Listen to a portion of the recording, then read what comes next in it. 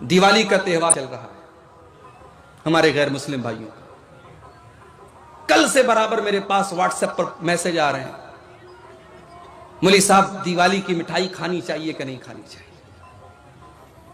مولوی صاحب دیوالی کی مبارکباد دینی چاہیے کہ نہیں دینی چاہیے. اگر کوئی یہ کہتا ہے دیوالی کی مبارکباد نہیں دینی چاہیے تو پھر سوال آتا ہے مولوی صاحب ہمارے ہندو بھائی ہمیں عید کی مبارکباد دے رہے ہیں, بقرعید کی مبارکباد دے رہے ہیں, شب برات کی مبارکباد دے رہے ہیں, اور ہم ان کو دیوالی کی مبارکباد نہ دیں. ہم بھارت میں رہتے ہیں, یہاں سب کے ساتھ گھل مل کر کے رہنا پڑتا ہے, ہم کیسے نہیں دیں گے؟ اس سے بڑی نفرت کی بھاونا پیدا ہوگی, بڑا غلط سندیش جائے گا. طرح طرح کی باتیں ہو رہی ہیں. میرے پیارے بھائیوں, آج ہندوستان کی سرزمین پر اپنے ہندو بھائیوں کے ساتھ ہم رہتے ہیں. اس مسئلے کا حل بھی ہمیں اللہ کے رسول کی سیرت میں ملے گا,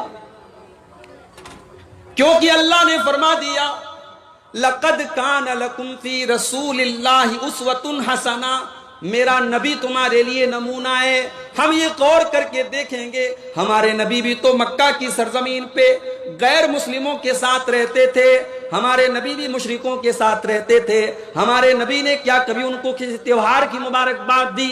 کیا کبھی ان کے کسی تہوار کی مٹھائی کھائی؟ کیا کبھی آپ نے ان کے کسی پرو پر, ان کے کسی تہوار پر ان کو شبھ کامنا دی؟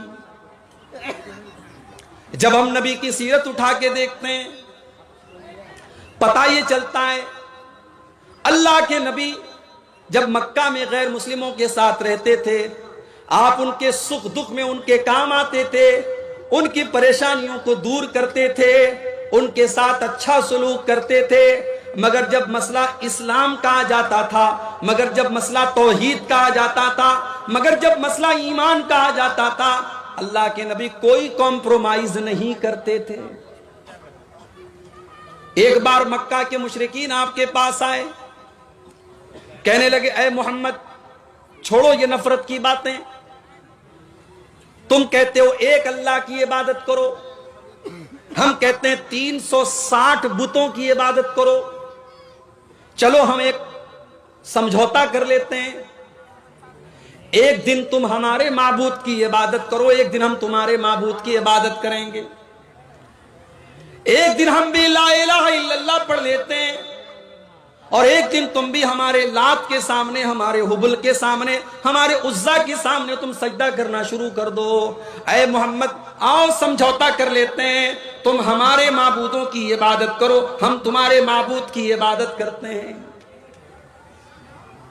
سمجھوتے کا آفر آیا ہے. اللہ کے نبی تو رحمت بن کر کے آئے ہیں.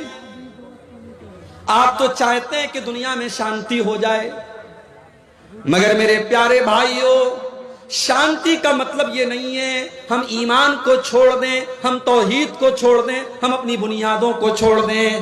اللہ کے نبی نے مکہ کے کافروں کے اس سمجھوتے کو ریجیکٹ کر دیا, ان کے اس سمجھوتے کو لوٹا دیا, اور آپ نے اعلان کر دیا قُلْ يَا أَيُّهَا الْكَافِرُونَ لَا أَعْبُدُ مَا تَعْبُدُونَ وَلَا أَنْتُمْ عَابِدُونَ مَا أَعْبُدُ وَلَا أَنَا عَابِدٌ مَا عَبَدتُّمْ وَلَا أَنْتُمْ عَابِدُونَ مَا أَعْبُدُ لَكُمْ دِينُكُمْ وَلِيَ دِينِ.